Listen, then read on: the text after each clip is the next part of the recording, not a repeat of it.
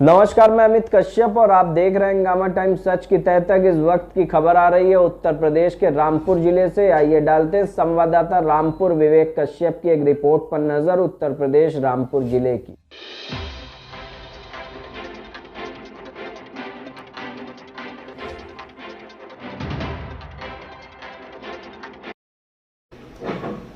जनपद रामपुर में शहजाद नगर police SOG team और ड्रग्स विभाग के संयुक्त टीम के द्वारा बहुत ही अच्छा एक काम किया गया, जिसमें अंतर्राज्यीय गैंग जो कि नशीली दवाओं का व्यापार करता था, उसके 11 लोगों को गिरफ्तार किया गया।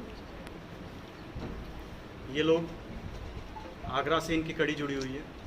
आगरा में पिछले वर्ष एक गैंग पकड़ा गया था इसी तरह का।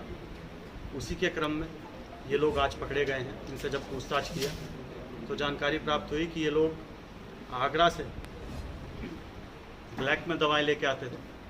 दवाएं सब ओरिजिनल हैं, परंतु ये लोग बिना बिल के जो इनका मार्केट प्राइस है उससे कम प्राइस में इसको लेकर और अलग अलग लेवल पे 6 कड़ी इनकी मिली हैं। 6 लेवल पे अलग अलग प्राइस बढ़ा के इसको बेच देते हैं। उदाहरण के तौर पर एक इंजेक्शन जो मिला है वो उसका क्रय मूल्य लगभग 14 रुपये के करीब है और उसे कंज्यूमर जब आखिरी 7वें 8वें चरण पे जो उस इंजेक्शन का प्रयोग करता है उस तक पहुँचते पहुँचते वो इंजेक्शन 300 रुपये का। ये सब व्यापार जो है इनका मॉडस ऑपरेंडी आगरा से या फिर मुरादाबाद से ये पूरे मंडल में चल रहा था और इस मंडल के अलावा ये यहाँ से उत्तराखंड में भी सप्लाई होता। तो इन 11 लोगों को जो पकड़ा कहाँ से पकड़ा? इनका जो मॉडस ऑपरेंडी है वो ये लोग अपनी जितनी भी दवाएं, कैप्सूल, शीशियाँ, सिरप या इंजेक्शन, ये सब लोग कोई भी अपने व्हीकल से, अपने वाहनों से कम इसको ट्रांसफ़र करते थे। इसका ज़्यादा इस्तेमाल ये लोग सरकारी बस करते थे। सरकारी बसों से ये लोग कंडक्टर ड्राइवर से सांठ-गांठ करके उनको कुछ उत्कोच दे के वो सामान वहाँ रख देते थे और जहाँ डिलीवरी होनी थी वहाँ पर वो व्यक्ति उनसे ले लेता। इसी क्रम में इस सूचना पर आज शहजाद नगर थाना क्षेत्र में कल एक व्यक्ति को जब गिरफ्तार किया गया तो उसके कब्जे से कुछ पेटियाँ बरामद हुई।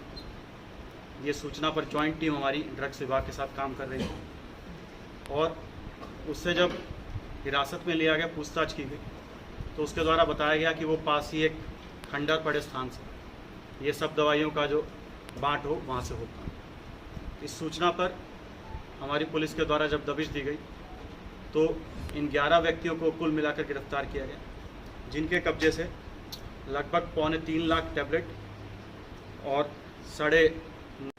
या फिर इन लोगों ने कभी ना कभी किसी वैध मेडिकल स्टोर पे बतौर MR, बतौर सेल्समैन किसी ना किसी तरह से काम किया। एक व्यक्ति इनमें से अभी खुद का एक और नया मेडिकल स्टोर बिना लाइसेंस के खोलने का भी प्लान है। इनकी जो मार्केट प्राइस है वो लगभग 1.25 करोड़ के करीब है, परंतु जिस प्राइस में लोग बेचते थे उसके हिसाब से इसकी कीमत 5 करोड़ से अधिक है। ये जो मेडिसिन और इंजेक्शन हैं ये किसी नामी कंपनी के हैं या करेंगे तो मैं जवाब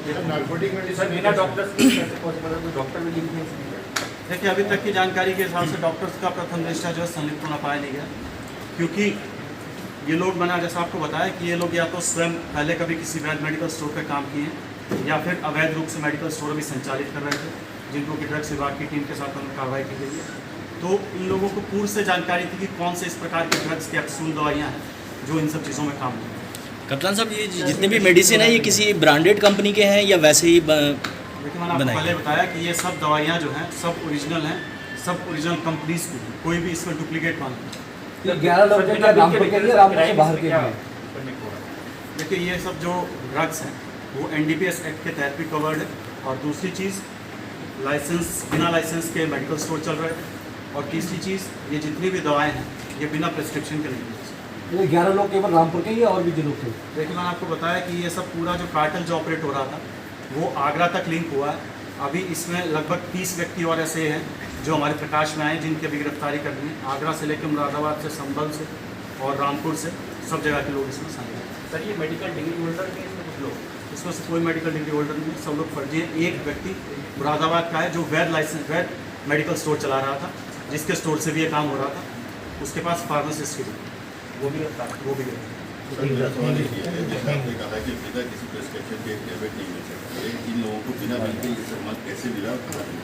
देखिए वही चीज़ मैं आपको बता रहा हूँ कि अभी जो पूछताछ में सामने आया, आगरा में जितने भी बड़े होलसेल के सप्लायर हैं वो लोग वहाँ से बिल से दवा लेकर उसके बाद उसे ब्लैक में सेल कर रहे थे। बाकी विवेचना जब चलेगी तो बाकी सब चीज़ें तो ये एक आदमी तो ऐसा होगा सर जिसके पास बिल के थ्रू ही दवा आई होगी? ये आगरा से